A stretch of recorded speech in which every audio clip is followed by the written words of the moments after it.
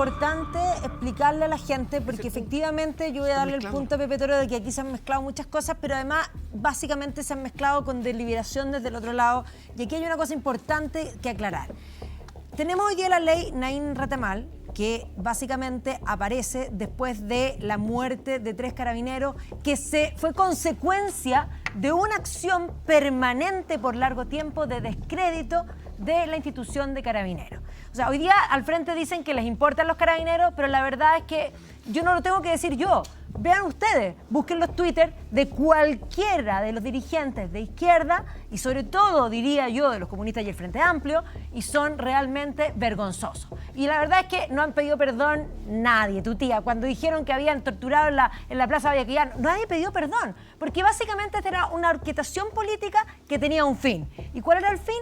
Que efectivamente desarticular el uso de la fuerza de parte del Estado para poder, de alguna manera, tomar acciones políticas que fueran en rédito de ellos. O sea, básicamente tengamos súper claro, los que hoy día son gobierno, llegaron al gobierno porque estuvieron dispuestos a quemar el país y porque estuvieron dispuestos a los disturbios y porque efectivamente consideraban que era mejor puta maraca, pero nunca paca. Claramente. Dicho eso, la ley Naín Retamal apareció después de la muerte de 3 carabineros que ya era impresentable.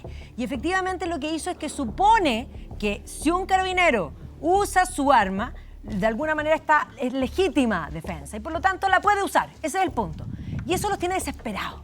¿Por qué los tiene desesperados? Porque efectivamente los abogados, abogaditos, abogaduchos de derechos humanos están fritos, pues, porque ahora se supone que era legítimo.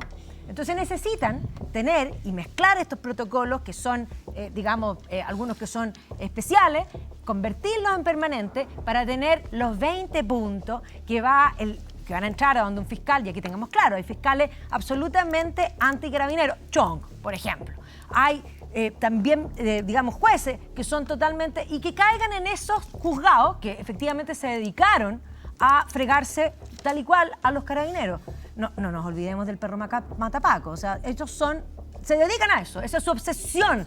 Los odian. Es más, postean ellos mismos en Instagram y en Twitter celebrando esa actitud. Entonces, claro, caen ahí y ahora están fritos porque no lo pueden hacer. Entonces, ¿ahora qué van a hacer?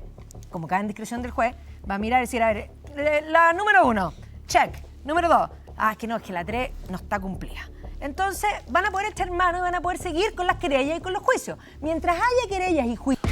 Únete hoy en www.sinfiltros.cl y tu apoyo nos permitirá seguir creciendo y entregando contenidos independientes y sin censura. Contamos contigo. Y estén en riesgo, el carabinero, por más que esté supuestamente habilitado, prefiere no actuar. No nos olvidemos aquí, y ojalá lo tengamos pronto nuevamente, pero cuando fue impactante, cuando tuvimos ahí en el profesor, que es el puesto donde está Gonzalo, donde traemos a veces invitados para que expliquen cosas. Yo estaba aquí cuando vino la primera vez Claudio Crespo y dijo una cosa que fue impactante. Dijo, ¿cuál fue su error? Mi error fue haber ido, o sea, debía haberme hecho la vuelta larga, haber tirado licencia médica. Porque se pueden imaginar un carabinero que tiene que actuar, debe decir, que atroz, porque además debe pensar todos los colaterales posteriores. Esa gente no solo es ser humano, no solo es persona, tienen familia, son padres de familia y todas esas cosas, evidentemente, porque en algún momento los deshumanizaron. Porque básicamente cuando uno actúa en persecución de otro, nosotros en general nos dividimos en pueblo y no pueblo. Los que dividen en pueblo y no pueblo, no es pueblo. El pueblo es el que piensa como ellos. Y el no pueblo es el que no piensa como ellos. Y al no pueblo, es más, vimos a carabineras quemándose vivas. Y perdóname, pero los abogados de derechos humanos no dijeron nada. Entonces, es hipócrita, es servil y obviamente es ideológico. Osvaldo Andrade. Después de la última intervención es difícil tratar de equilibrar esta discusión, pero yo entiendo que lo de que se trata es encontrar instrumentos adecuados para que ante situaciones de esta naturaleza no opere la absoluta impunidad del hecho y al mismo tiempo, y en consecuencia se defienda a las eventuales víctimas, sin que las reglas impidan que ese carabinero, ese policía que actúa, sienta una cierta certeza de que su actuar está dentro del marco. Yo entiendo que esa es la discusión, digamos. Sí. Lo demás, mire, que ¿para qué nos vamos a tratemos de sacar algo en concreto de esto y no generar una discusión inútil, bizantina? ¿Y qué sacaría usted en concreto? Yo entiendo en consecuencia que si hay problemas en respecto a la tramitación de este proyecto de ley, bueno, aquí hay 2 parlamentarios, pues. Y 2 parlamentarios que tienen que hacer su pega. Discúlpeme que lo diga. No estoy diciendo, yo no necesito haber hecho el servicio militar para decir lo que estoy diciendo. Lo que sí hice, fui presidente de la Cámara, pues. Y desde ese rol les puedo decir que ellos tienen una tarea que cumplir, pues. Entonces la minoría o la mayoría. Entonces, yo trato de mantener riguroso silencio, debe ser la paciencia de los años. Y por eso no interrumpo, les pido lo mismo. Tengan tranquilidad a propósito del cumplimiento de las reglas. ¿Cierto, Johannes? Entonces, claro, entonces yo digo, si hay esas atrocidades que ustedes mencionan en esta discusión, remédienlas, pues. Si no tienen mayoría para eso, quiere decir que no tienen mayoría, en consecuencia se impondrá otra mayoría. Y si la otra mayoría está equivocada, habrá un momento para repararlo. No será ahora porque son minoría. Pero es que esas son las reglas de la democracia, las reglas de la democracia. Ya que esta invocación que hacemos, la regla, esta invocación a la regla tiene que ser en todos los ámbitos, no solo cuando a uno le conviene. Y si de pronto... Johannes, tú vas a tener mucho, como candidato vas a tener mucho espacio a medios. Permíteme... Pero no nos puede solicitar Johannes, que arreglemos algo. Si tú no quieres que yo hable, yo... No, adelante, por favor. Gracias, porque yo no soy candidato a nada, así que permíteme esta licencia. Entonces, pero tranquilo, tranquilo el escudero. ¿Ah? Ya que así se lo motejo en este programa, no es una expresión mía, tranquilo el escudero también. Entonces, lo que digo es que tratemos de equilibrar esta discusión y hagamos la pega. Mire, déjenme decirlo de la siguiente manera. Yo no he vestido uniforme, pero sí viví la experiencia de estar al otro lado, pues, de lo que era ser sometido a la justicia militar y ser sometido a esas cosas. Y créame que los derechos que teníamos eran exactamente 0. Entonces, también hay que hacerse cargo de eso. O sea, aquí el equilibrio consiste en encontrar una racional relación entre las reglas que protegen a las víctimas, cuales éstas sean, y también las reglas que protegen a quienes, actuando sobre la base del monopolio de la fuerza, tienen que operar en resguardo de todos los chilenos. Yo fui parte de la comisión investigadora del Paco Gate. Créame que a mí me produjo repulsión lo que escuchaba ahí, pues. Y eran los generales de carabineros, pues, amigo mío. No eran los soldados, no eran los carabineros rasos, eran los generales, los que dan las órdenes. Y parece que pasan piola. Entonces, encontremos este equilibrio. Y yo invito a las personas que están al frente, que tienen mandato ciudadano y legitimidad ciudadana, toda vez que son parlamentarios, a que se hagan cargo en el debate parlamentario de las cosas que están diciendo aquí. Si no son capaces de hacerlo, bueno, no fueron capaces. Responde Johannes y después la ve. Yo participé de la tramitación del proyecto de regla de uso de la fuerza. Dos proyectos. Yo presenté un proyecto de regla de uso de la fuerza y participé porque solicité que se me hiciera el espacio en la Comisión Mixta de Seguridad y Constitución en la Cámara Baja. Y le voy a decir una cosa. La falta de voluntad de hacer las cosas bien, la incapacidad para comprender la raíz del problema o la falta de voluntad para comprender el problema que se presentaba en el Ministerio del Interior, pero también en varios colegas, a los cuales fue imposible, y tuve todas estas conversaciones con la ministra Toá, ¿ya? Por lo menos 2 o 3 conversaciones, para tratar de explicarle cuál era el déficit o la deficiencia, desde mi perspectiva, que tenía el proyecto de regla de uso de la fuerza que estaban presentando, más allá de que tú tuvieras que preguntarle, ¿usted es miembro de una comunidad indígena? ¿O usted cómo se siente hoy día, hombre o mujer? ¿Ya? Que esa es otra estupidez que han metido dentro del proyecto y que ahora lo quieren reponer. Eso no fue la...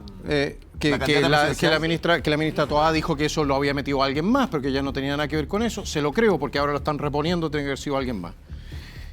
El punto es el siguiente: cuando no existe la voluntad de hacer las cosas bien, y entre otras cosas, porque usted tiene elementos dentro de este gobierno que no tienen ningún interés en que salgan las reglas de uso de la fuerza como corresponde, Partido Comunista y Frente Amplio, no tienen ningún interés, no han votado a favor nunca jamás una norma de seguridad que haya sido conducente a mejorar alguna situación en toda esta legislatura que yo he estado.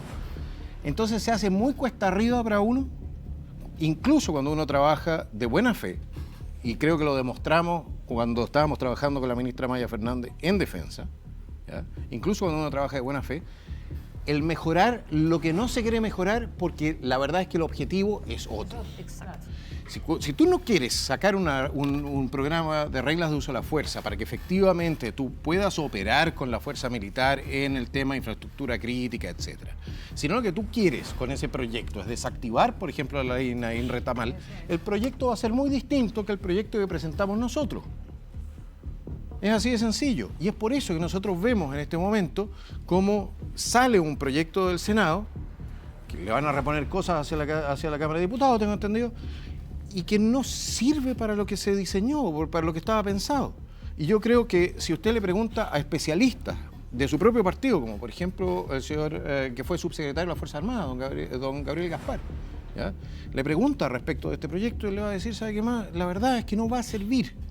Y la pregunta al final es, ¿vamos a aprobar un proyecto que lo que hace es no servir al objeto original? Sí. Ese es el tema. Bueno, entonces significa que el Partido Comunista del Frente Amplio, que será el 20% del Parlamento. 30. Ah, 30. Ellos imponen estas cosas y bueno, ¿y para qué están ustedes entonces? Pero ¿qué mayoría más inútil? La pregunta es ¿para qué está el Partido Socialista que no nos da la mayoría? No, muchachos, a ver, espérate.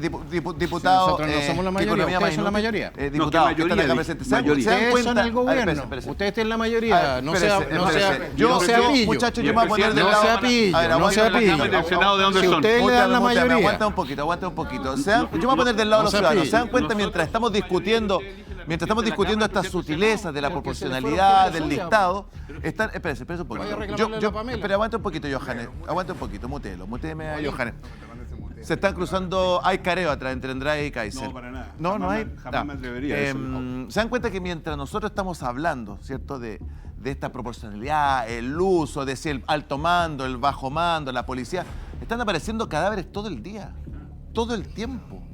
Entonces la pregunta, al final, en la línea final, uno dice, a ver, el ciudadano dice, ¿me van a dar más seguridad o no? Es que es el raya para la suma. Si a mí me da lo mismo el protocolo, más o menos, la proporcionalidad, el que me dijo, el que no me dijo, ¿vamos a estar más seguros o no? Es que ese es el punto en central. Este contexto. Es que ese es el punto central, porque pareciera que acá hay como no sé, como que se lavan las manos respecto de lo que es la verdadera voluntad política para sacar este tema adelante. Al final del día, raya para la suma, ¿vamos a estar más seguros o no? Es que al final ese es el tema, porque la realidad es de que el tema de la seguridad es una cuestión que pone incómodo a los partidos de gobierno.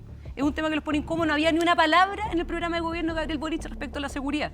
Y estaban dispuestos a aprobar un proyecto de constitución, que era un proyecto de constitución que refundaba Carabineros y que ni siquiera tenía el estado de excepción constitucional de emergencia, que entre paréntesis está en la macrozona sur, vigente desde mayo del 2022. ¿Ya? O sea, básicamente un estado de excepción que se ha vuelto un estado permanente. Y el punto pasa por la voluntad. Porque fíjate que, a propósito de lo que decía Johannes, el tema es, no sacamos nada con aprobar un proyecto de reglas de uso de la fuerza si al final del día es un proyecto que no protege a Carabineros, sino que más bien le pone una camisa de fuerza. Y que es lo mismo que ha pasado en general con la historia de este gobierno. Si el legado de este gobierno va a ser indultar delincuentes, que más encima después reincidieron, darles pensiones de gracia, hablar que la ley Naín Retamal era la ley de gatillo fácil, vetar la ley de usurpaciones, por considerar de que hay algunas tomas que son pacíficas y otras que no son pacíficas, y en el caso de la regla de uso de la fuerza ya están anunciando que eventualmente va a haber un veto. Entonces la lógica, por ejemplo, en términos de la sutileza o no, es verdad, eso es un punto respecto de cuál es el marco jurídico que le vamos a dar a Carabineros para que no tenga miedo a actuar, si finalmente eso es. Pero por otro lado también hay un tema de voluntad política, porque resulta que hoy día tenemos un ministro de Seguridad, flamante ministro de Seguridad, y súper bien, y qué sé yo.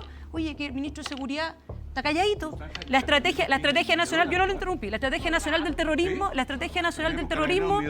vamos a ver ahí qué pasa con eso. Invocan la ley antiterrorista porque están metidos los chinos. ¿Qué pasó con todas las cosas que han quemado? ¿Qué pasa para atrás? ¿Por qué en los otros casos no se invoca la ley antiterrorista?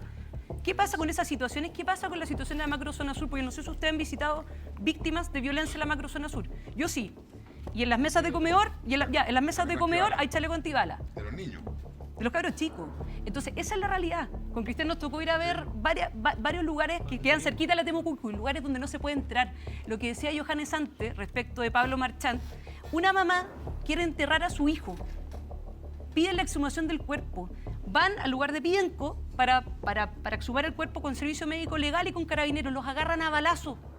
porque no son capaces de entregar el cuerpo y hay sectores simplemente donde no se puede entrar en Chile. Entonces, la realidad es que hoy día estamos en una situación grave. ¿Cómo es ¿no? eso que hay sectores que no se pueden entrar? Así es, Temucuicú y piden cosas en su Usted entraría a Temucuicui, Kaiser me decía, ¿no?